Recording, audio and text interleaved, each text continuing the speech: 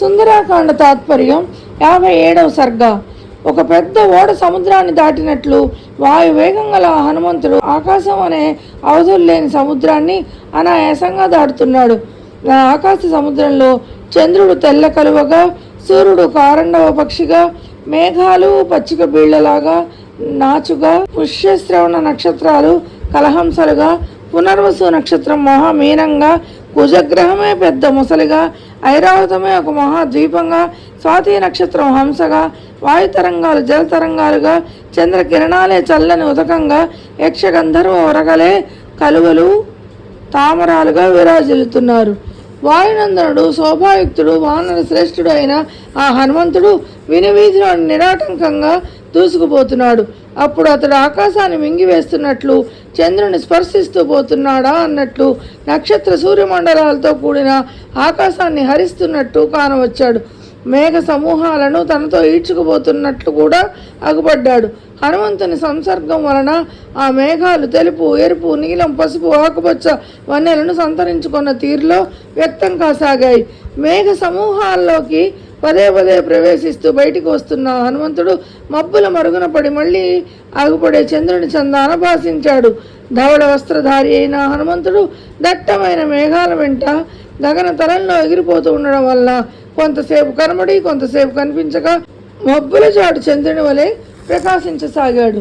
వాయునందనుడైన హనుమంతుడు పదే పదే మేఘ సమూహాలను చీల్చుకొని లోనికిపోతూ వెలుపలకు వస్తూ ఆకాశంలో గరుత్మంతుని చందాన తేజరిల్లాడు. మహా తేజస్శాలి అజయ పరాక్రమవంతుడు అయిన హనుమంతుడు మహావీరులైన పలువురు రాక్షసులను మట్టుపెట్టి సేనా సమూహాలను ధ్వంసం చేసి లంకా నగరాన్ని అతలాకుతలం చేసి రావణుని మనస్సులో వెరపును పుట్టించాడు. సీతాదేవిని దర్శించి ఆమెతో సంభాషించి తన పేరును చాటి ప్రస్తుతం ఉరుముల వల్లే గర్జిస్తూ గగన మార్గంలో పయనిస్తున్నాడు. పరాక్రమవంతుడైన హనుమంతుడు మార్గమంచంలో మైనాక పర్వతాన్ని ఆప్యాయంగా సృష్టించి ధనుస్సు నుండి ప్రయోగింపబడిన బాణంలా మహావేగంగా ముందుకు సాగిపోయాడు. వానర శ్రేష్ఠుడైన హనుమంతుడు మేఘ సదృశమైన మహోన్నత మహేంద్ర పర్వతాన్ని సమీపిస్తుండగా దాన్ని చూసి ఆనందం పట్టలేక సింహనాదం చేశాడు. ఉరుమును పోలిన ధ్వనిగల హనుమంతుడు చేసిన సింహనాదం దశ దిశలను నింపివేసింది.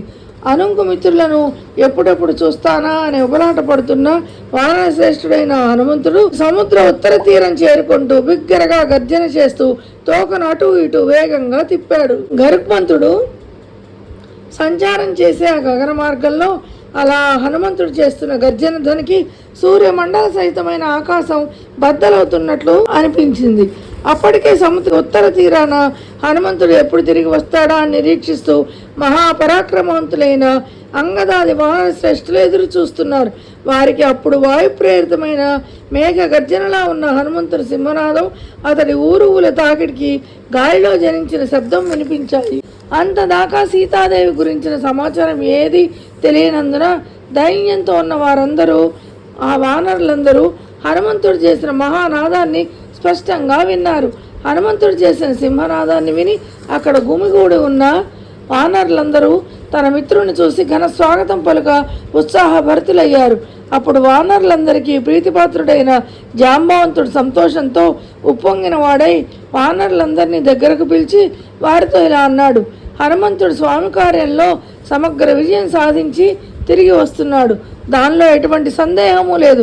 లేకపోతే అతడు అలా సింహనాదం చేసి ఉండడు. మహాత్ముడైన హనుమంతుని బాహువేగము ఊరు వేగము జనింపజేసిన శబ్దం విని అతడి సింహనాదం విని వానరులందరూ అమిత సంతోషంతో గంతులు వేయసాగారు. ఆ వానరులు హనుమంతుడిని చూడాలని తహతహతో ఒక చెట్టు చివరి నుండి మరో చెట్టు చివరికి, ఒక శిఖరం మీద నుండి మరో శిఖరం మీదకి పట్టలేని ఆనందంతో దూకసాగారు. ఉత్సాహభరితులైన వానరులు వృక్షాగ్రాల మీద నిలబడి లేత ఆకులు పువ్వులు గల కొమ్మను విరిచి జనులు విలువైన వస్త్రాలను ఊపి తమ సంతోషాన్ని వ్యక్తం చేసే తీరులో విరిచిన కొమ్మలను హనుమంతుడిని ఆహ్వానిస్తున్నట్లుగా సంతోషంగా ఊపసాగారు. పర్వత గుహల్లో ప్రవేశించిన వాయువు గర్జించిన రీతిలో మహాబలవంతుడు వాయుపుత్రుడు అయిన హనుమంతుడు తన గర్జనలతో ఆకాశాన్ని నింపివేశాడు. ఇంతలో ఆకాశం నుండి భూమి మీద దిగుతున్న మేఘ సమానుడైన హనుమంతుడిని చూసి వానరులందరూ కేలు మోడ్చి నిలబడ్డారు. అలా వానరులందరూ చూస్తుండగా పర్వతం అంటే మహోన్నత రూపంలో ఉన్న హనుమంతుడు మహావేగంగా వచ్చి వృక్షాలతో ఆవృతమై ఉన్న ఆ మహేంద్ర పర్వత శిఖరం మీద దిగాడు. సహచరులను కలుసుకుంటున్న సంతోషంతో ఉప్పొంగిపోతున్న హనుమంతుడు రెక్కలు తగిన పర్వతం పడ్డట్లుగా ఆకాశం నుండి మహేంద్ర పర్వతం మీద గల ఒక రమ్యమైన సెలయేటి జలాల్లో దిగాడు. హనుమంతుని రాకతో పరమానంద భరితులైన వానరోత్తములందరూ మహాత్ముడైన తన చుట్టూ చేరారు. ఆ విధంగా హనుమంతుని చుట్టూ గుమిగిడిన ఆ వానరులు మేరమీరిన ఆనందంలో మునిగిపోయారు. క్షేమంగా తిరిగి వచ్చిన అతన్ని దగ్గర నుండి చూసిన వారి ముఖాలు వికసించాయి.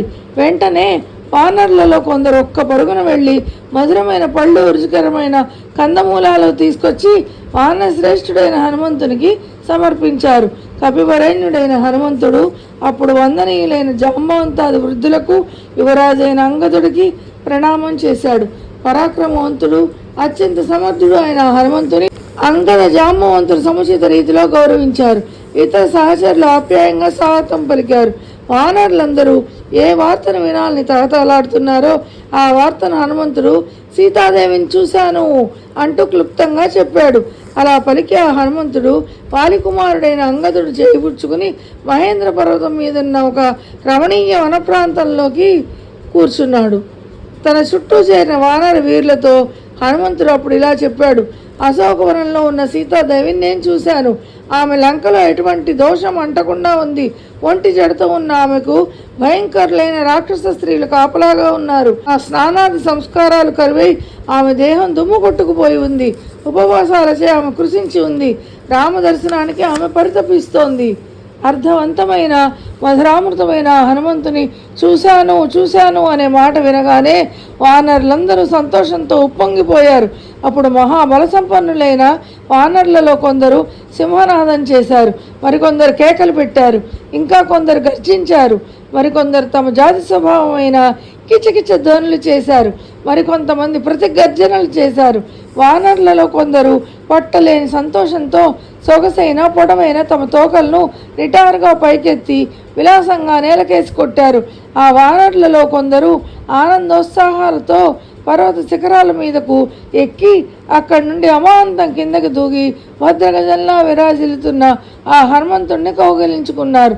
సీతాదేవి కనిపించింది అనే శుభవార్తను తెచ్చిన హనుమంతుని ఉద్దేశించి వానర వీరుల మధ్యన ఆసీనుడైన అంగదుడు ఆదరాభిమానాలు ఉట్టిపడే రీతిలో శ్లాఘిస్తూ అంటే పొగుడుతూ మెచ్చుకుంటూ ఇలా పలికాడనమాట: ఓ హనుమ, అతి విస్తీర్ణమైన సముద్రాన్ని లంఘించి కార్యసాధనలో కృతకృత్యుడ తిరిగి వచ్చావు. సాహస పరాక్రమాల్లో నీకు సమానులు ఎవరూ లేరు. ఆహా, ఏమి నీ స్వామి భక్తి! నీ సాహస పరాక్రమాలు ఆశ్చర్యకరాలు. మరి మన అదృష్టవశాన కీర్తిమంతురాలు రాముని పత్ని అయిన సీతాదేవిని చూశావు. ఇక సీతా వియోగం వలన రాముడికి కలిగిన దుఃఖం తొలగిపోతుంది. ఇది మనందరి అదృష్టం. అప్పుడు సంతోషంలో ఓడలాడుతున్న వానరులందరూ అంగదుని, హనుమంతుని, జాంబవంతుని చుట్టూ చేరి పెద్ద పెద్ద శిలల మీద కూర్చున్నారు. ఆ వానరోత్తములందరూ హనుమంతుడు సముద్రాన్ని లంకించిన తీరును, లంకలోని సీతాదేవిని చూసిన రావణుని ముఖాముఖి కలుసుకున్న వైనాన్ని వినగోరే కుతూహలంతో హనుమంతుని వచనాలకు ఎదురు చూస్తూ చేతులు జోడించి మౌనంగా ఉండిపోయారు. వానరులచే పరివేష్టితుడయి వారి సేవలు అందుకుంటున్న శ్రీమంతుడైన అంగదుడు ఆ సమయంలో స్వర్గంలో దేవతల సేవలు అందుకుంటున్న సాక్షాత్తు దేవేంద్రునిలా విరాజిల్లుతున్నాడు.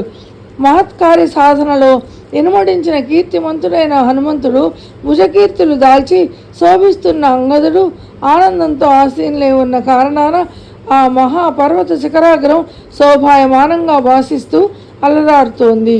శ్రీమద్ వాల్మీకి రామాయణమున సుందరకాండలోని 57వ సర్గ తాత్పర్యం సమాప్తం. Hi friends, welcome to Radha's all in one. Please like, share and subscribe my channel. Comment also please.